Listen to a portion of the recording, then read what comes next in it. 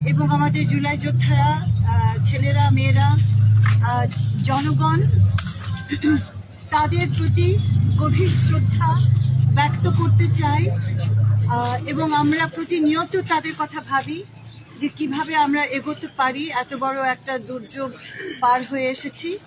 প্রশংসা করতে চাই আমাদের তরুণ সমাজকে, যারা নেতৃত্ব দিয়েছে, আমাদের এই কন্যাদেরকে যারা নেতৃত্ব দিয়েছে, রাস্তাঘাটে বন্দুকের গুলি উপেক্ষা করে। এটা একটা অসাধারণ বললেও আমি বলবো কম বলা হয়, হয়তো বা একটি অলৌকিক মুহূর্ত।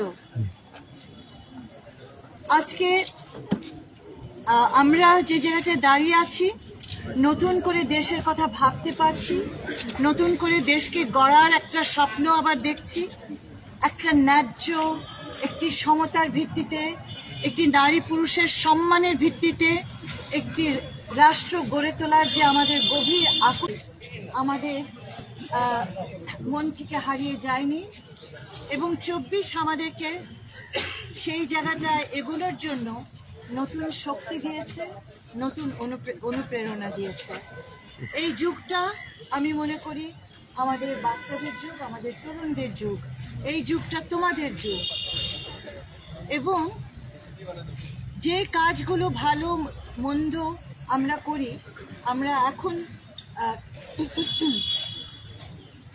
দেশটাকে এগিয়ে নেওয়ার জন্য আমরা আমাদের এই সাহসী প্রজন্মের দিকে তাকিয়ে আছি। এই যে আমাদের শহীদ পরিবারের সাংবাদিক প্রিয়, সাংবাদিক প্রিয়, হ্যাঁ, বাবাকে কেউ তুলেন একটু। বাবা তো জন্ম দিয়েছে,